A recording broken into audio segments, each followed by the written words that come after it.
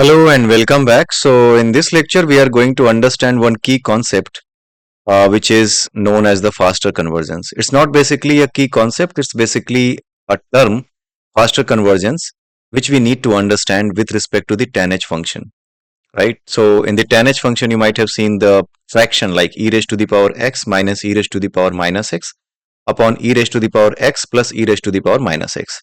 So, what was used, why it was used? It was used to balance the values between -1 to 1 so that we don't deal with the highest values, bigger values, right? High values. So that was the purpose, so that it can, simply move around the center, which means the zero, and it keeps lingering around zero, but yeah, between the values -1 to 1. So that was the purpose. So how it faster, how is the, what is the meaning of the faster convergence and how it relates to tanh function? So here that we are able to understand here, that we are going to understand here. So imagine you are teaching a child to ride a bike. So there are two things, like one is slow learning process. If you always push the child slightly to the right, they will learn to correct, but it might take a long time to find the balance point, right? Someone is learning the bicycle and you are just leaning them every time on the right hand side. You are just giving the push towards the right hand side so that you can check whether he is able to, he or she is able to balance it or not, right? So he will be able to, find the balance point on the right hand side. Then you will train him for the left hand side, right? And then he will be able to learn for the both the sides, and he will try to find out the balance point, at both the ends, when you are pushing him to the left hand side and when you are putting him to the right hand side, him or her, whatever. Okay. So how you can make him learn it faster? You can do something like this. You can sometimes push the boy or the girl slightly right and sometimes slightly left. Okay. I mean, the learning process you can understand here. Like if you give more results around the center, where some of the values all of a sudden lean towards the right and some of the values lean towards the left, which means some of the values lean towards the +1 and some of the values which lean towards the -1, then in that case your model, just like the humans, will try to learn faster, right? Whatever way we are learning in our real life, the same way, the same mechanism is applied to the machine, right? As much complex situations you will give, as much exercise you will give, as soon as your machine learning model will learn the things. Okay. So faster convergence in neural networks is like that. It means the neural network learns to make accurate predictions much quicker, right? In these situations, right? So this is the meaning of the faster convergence. So most of the people think that what is exactly the meaning of the faster convergence? So this is the meaning of the faster convergence. So neural network learn by adjusting their internal connections, weights.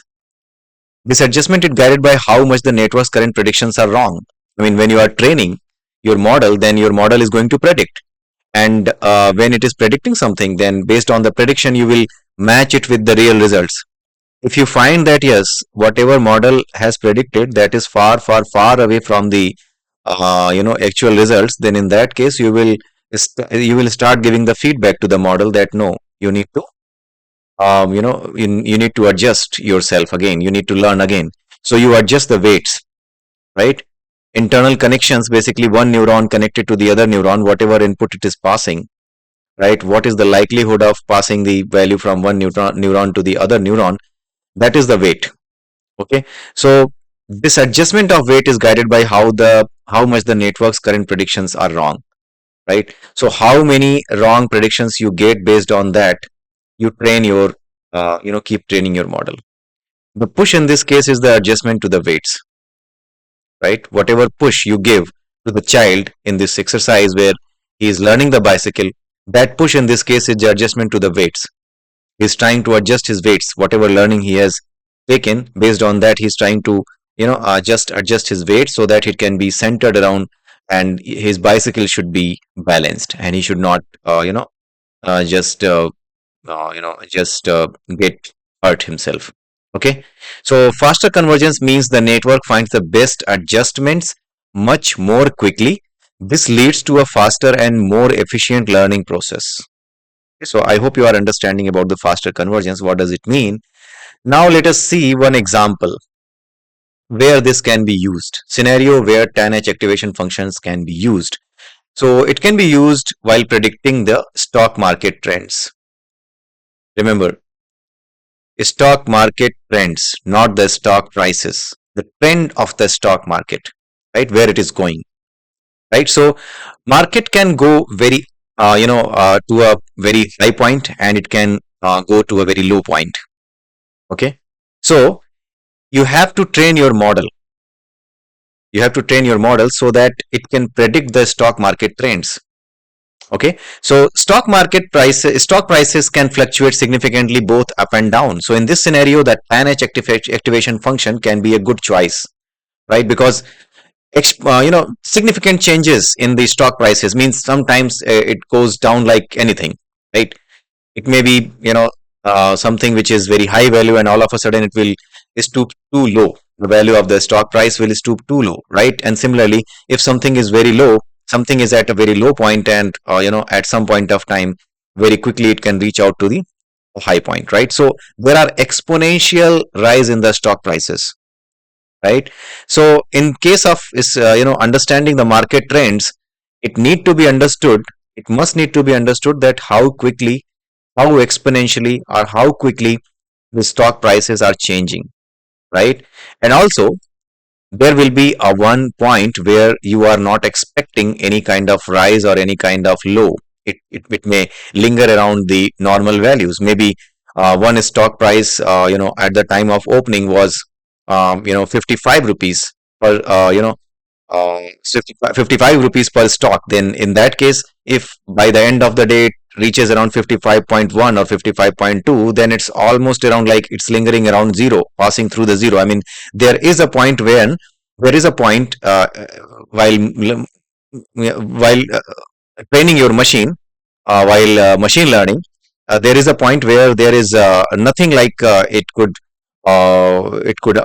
learn from it. Like it may be that there is a point where it is not neither going up nor going down. It's lingering around some value when it was open. The price of the stock at the time of open should be the same, maybe the same at the time of closing, right? So this is also a scenario. This is also a scenario where this could happen in case of stock market trends, right? So all the three conditions are available to us to choose the TANH activation function for this kind of model, to train this kind of model.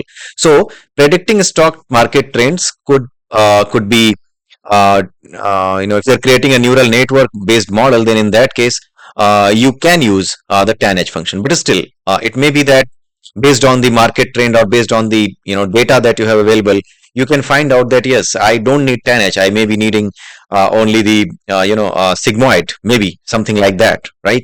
But yeah, in case of stock market trends, you can easily understand that it will not be a sigmoid, because it may not be always like around zero and always moving up like +1. It may be going down from the normal price, which could be lingering around zero. Zero doesn't mean the stock price. Zero means the change. +1 means, towards the +1 means the range of change, right? Zero means there is no change. At the time of opening it was 5 rupees, and at the time of opening, after the opening, after 5 seconds or after 5 minutes, it was again 5.1 rupees or around 5 rupees only. So the change is zero. But when when the stock price goes up, the change in the stock price could be 20, 50. But yeah, in case of TANH function, we keep it between 0 to 1 and 0 to -1. I mean, from a point where the stock price was there when it was open, it may go up till +1 and it may go down till -1, because this is the reality of the stock market. It will not always go up. So sigmoid function is not the correct choice, because sigmoid function just travel between 0 and 1, which means no change towards a positive change. Always the stock price is rising, which is not the ideal case. You cannot expect that every time only the stock price will rise. It may go down. That is why the change in stock price between -1 to +1, going through the no change, is needed. So that's why when you are preparing a model for predicting the stock market trends, in that case you must need to use the activation function, which is tan h. Okay, so why tan h is really useful? Because it has centered output. We have already understood it. Smooth gradients means it's an exponential curve, so between -1 to +1. So if you are dealing with the noisy or complex stock market data, then in that case it will be giving you the smooth gradients. I mean easy gradients, correct gradient values, clear gradient values, using which you can start training your model efficiently. Okay, so zero canted output, which means like you are able to adjust the weights around the zero value, right? Around the zero, if you are not getting correct values, like if you are training your model and if you are not able to get the correct values, I mean the prediction values are far away from the actual results that you are expecting, then in that case what you can do, you will be able to adjust the weights around the zero only during the training. And when you are doing that between 0 to 1, 0 to -1, then in that case it will lead to faster convergence, I mean faster learning, that we have just understood. Okay, so why the 10h might be preferred over the other activation, right? So this has been taken here. While ReLU is popular, it can introduce dead neurons. We have already understood like what are the dead neurons. Neurons that always output zero if the input is negative, right? That we have understood, like the ReLU function. If you want to understand it, you can go to the previous videos and you will be able to see that what is the ReLU function, right? So this might not be ideal for the stock market data where both positive and negative changes are important, right? So in case of sigmoid can suffer from vanishing gradient problem, which is the vanishing gradient is the biggest problem for the sigmoid. So especially in deeper networks where the changes can be very steep, all of a sudden big changes can be seen.